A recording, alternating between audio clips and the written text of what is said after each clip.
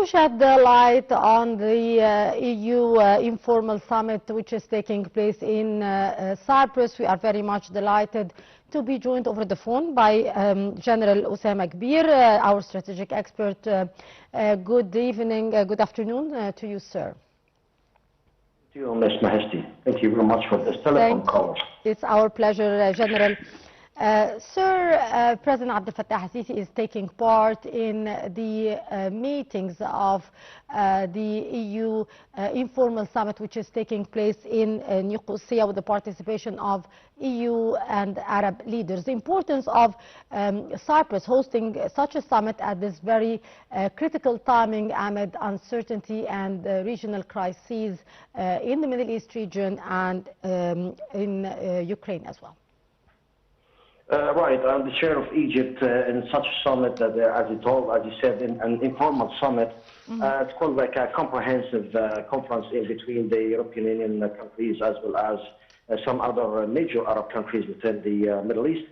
It comes at a very large scale of importance because, as I understand, there is a case of unrest that hits within the Middle East, specifically after the war on Iran. It started 28th of February.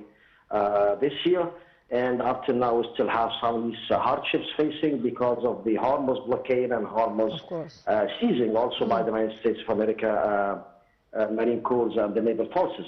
So in here, I would say because of the a case of harsh situation is taking place also in between the European Union and the United States of America within the last couple of months. As you know, they wouldn't take a part within that war, as Mr. Donald Trump, President of the U.S., have called them to come in the operation of Kbeer, and they said no. So here we can see they are trying again to call on someone and consolidate altogether the European Union, as well as to relay and depend on some other major Arabic countries. Egypt comes at the first place. We are the first country within the Middle East, within the Arab world, as well as in Africa. And plus, as you can see, we have also Syria and some other countries. Now they would discuss, from my perception, the situation and the status quo that hits in the Middle East, because the European Union has they have too many interests within the Middle East, and as you can see, like France now is suffering like a great sort of harshing about what's happening in Lebanon, and they won't accept what the Israeli IDF is committing, and the air strikes from time to time on that. As well as Europe, Britain, the Germany, all the European Unions. And when you speak about the Egyptian diplomacy channel that within the last 6 months, we can call it a sort of shuttle jewels, being committed by the Egyptian political leadership himself, as well as the Foreign Minister Badr Abdel-Ati. This man is like going back and forth all the time to the European Union and getting back. They're trying to negotiate the options, discuss and open discussions and talks with the European Union officials there, trying to get to good resolutions, how to contain this catastrophe situation. Plus, as you said, Ms. Mahesti, the sustainable development in the Middle East and in Egypt specifically within mega projects and conventions. Trying to come up with a good, robust economy for everyone. Yes, ma'am. Yes, sir. How does Egypt's participation solidify the strategic partnership with the EU countries, General Kbeer? Simple and easy. If I told you something like a couple of months ago, also some of the European countries would say, why not Egypt is an unofficial member in the UE? It's very important now because Egypt is involved deeply with the European Union within too many dimensions. And sorry for interrupting you, General Osama Kbeer, but we are watching us now live on the screen. The EU and Arab leaders are taking the group photo on the sidelines of the EU informal meeting taking place in Cyprus with the participation of President Abdel Fattah al-Sisi and the EU and Arab leaders. On the sidelines of the meetings of the EU summit taking place in Nicosia, Cyprus.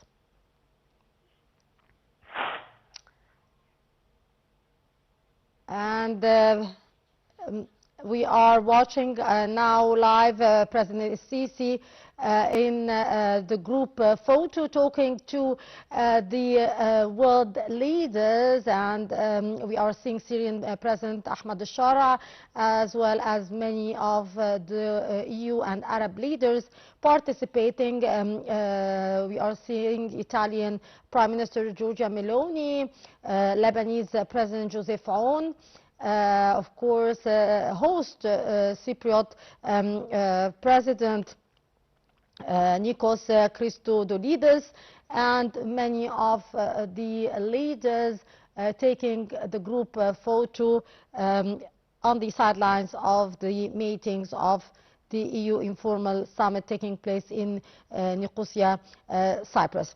The meeting is taking place amid uncertainty and tension, which is triggering global economic crisis, as President Sisi comes in the frame of the continuous consultation with the countries. His participation is of great importance to the continuous exerted effort by Egypt in order to find a solution to the regional crises. The President is expected to address the summit meeting to review Egypt's view to achieve calm and stability in the region and the world in a bid to enhance cooperation between the countries in the region and the European Union.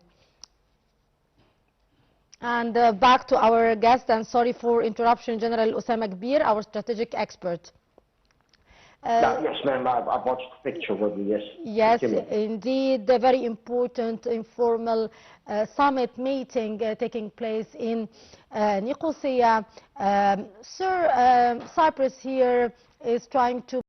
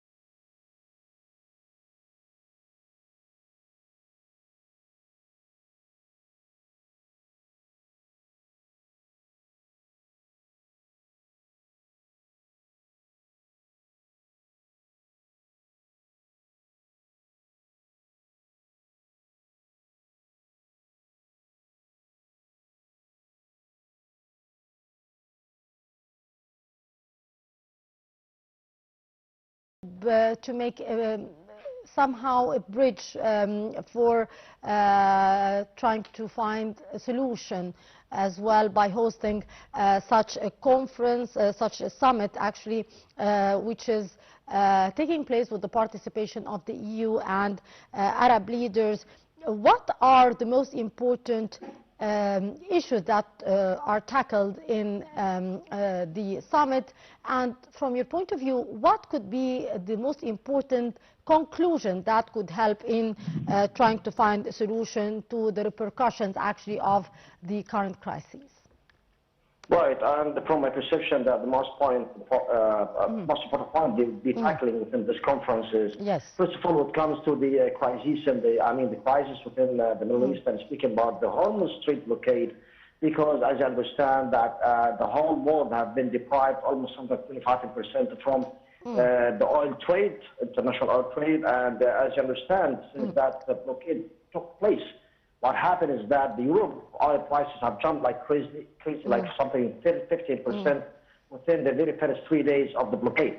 Now it's not only blockade, but also seizing by the United States naval forces. So I would think, from my perception, that they will discuss very deeply, they would dig in much more and more and indulge themselves within how to come up with good resolutions, try to convince the both two counterparts, Iran or the United States of America, to get to a certain point and stop this conflict that hits the whole world. That's the first thing. Secondly, I would say that because Cyprus now is in the presidency rotation, so it leads now the Council of the European Union.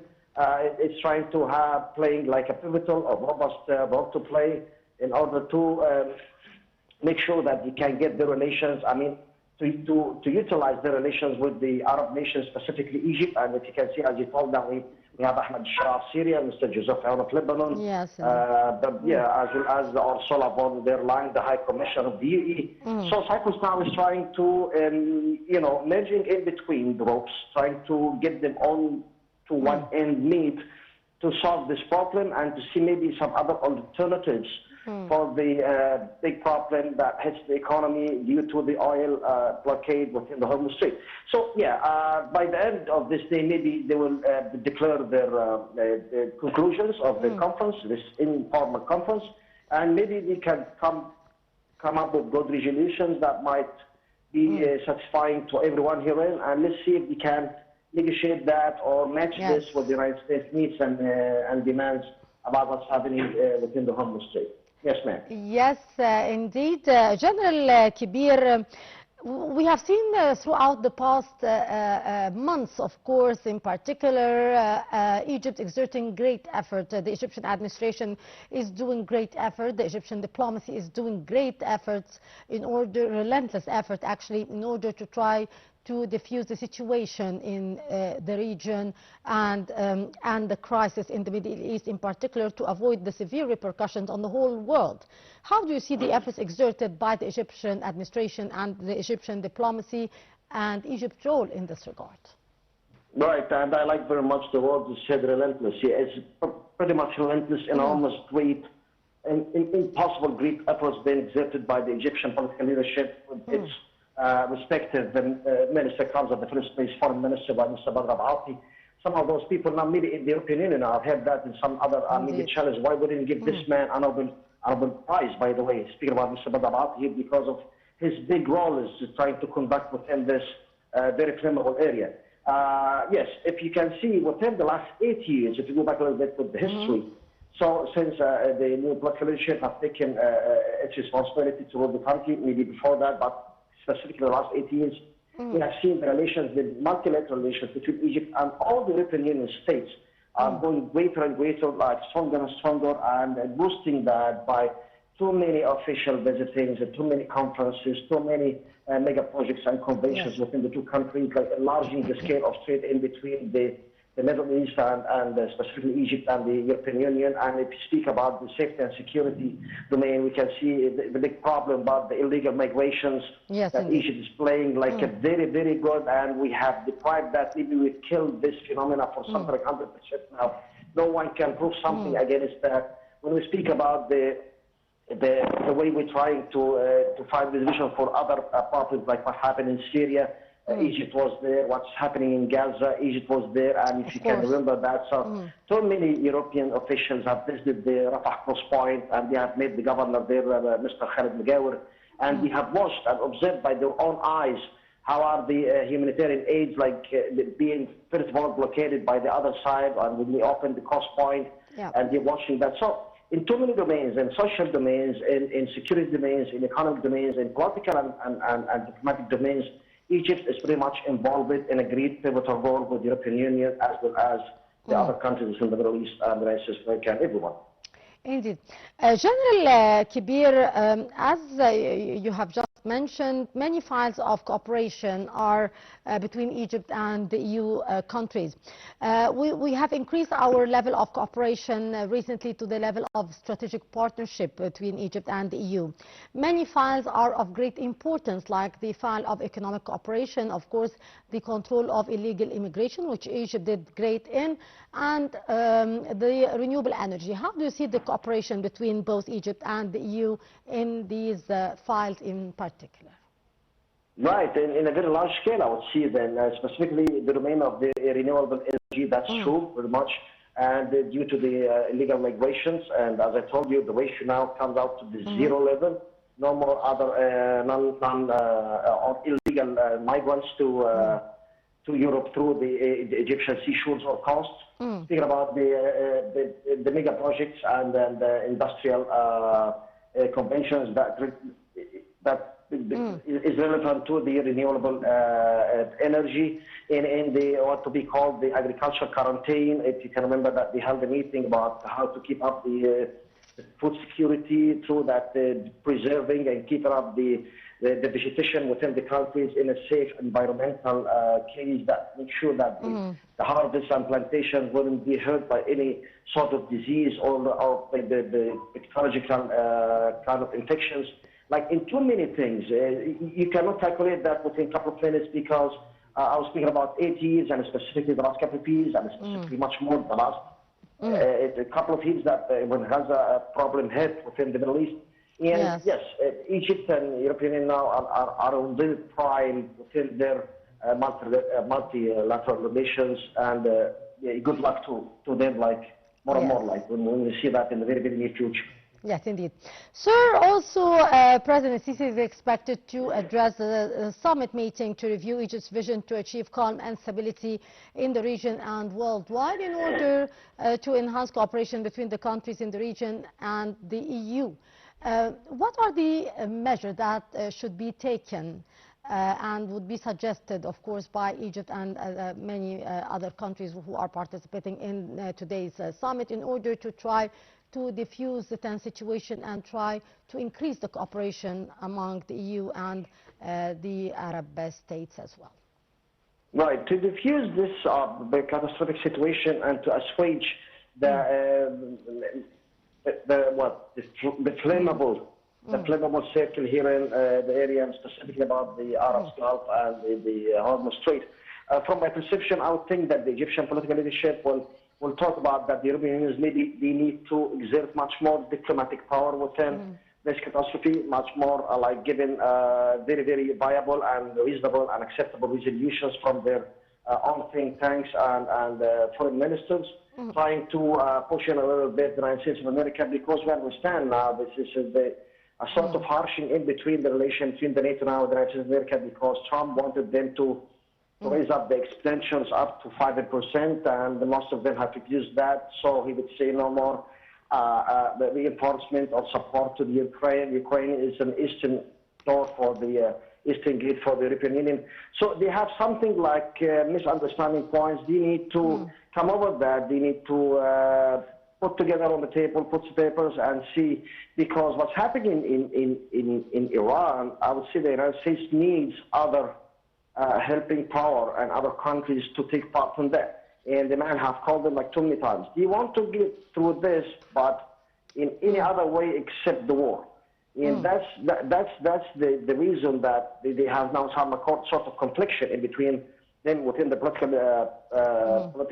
relations. So in here, I would say President Sisi will talk about the European Union to see which more efforts could be exerted through that thing and try to convince the United States. That's first of all. Secondly, to push on them also and to find some good resolution with them within the think tanks, trying to assuage the situation about southern Lebanon and what's happening there, because this ceasefire agreement have been signed in Washington in between the two ambassadors of Lebanon and Israel. Might be very vulnerable, might be very fragile, so it could be broken easily, specifically that Israel is very professional by letting all the ceasefire agreements. Yes. So maybe he'll talk about that pretty much and stress on that, emphasizing on that. And third thing is that to have a look about what's happening in Syria, because if you ask that Mr. Ahmed Shara, president of Syria, is there too, which means that they need to talk about this very, very beautiful country and about the scholars Indeed, like Syria and stuff yes, like that. General Osama Kbeer, our strategic expert, thank you so much for your precious input, always a pleasure. And that would bring us to the end of our coverage for this hour. And stay tuned for more coverage for the EU Informal Summit taking place in Cyprus with the participation of President Abdel Fattah.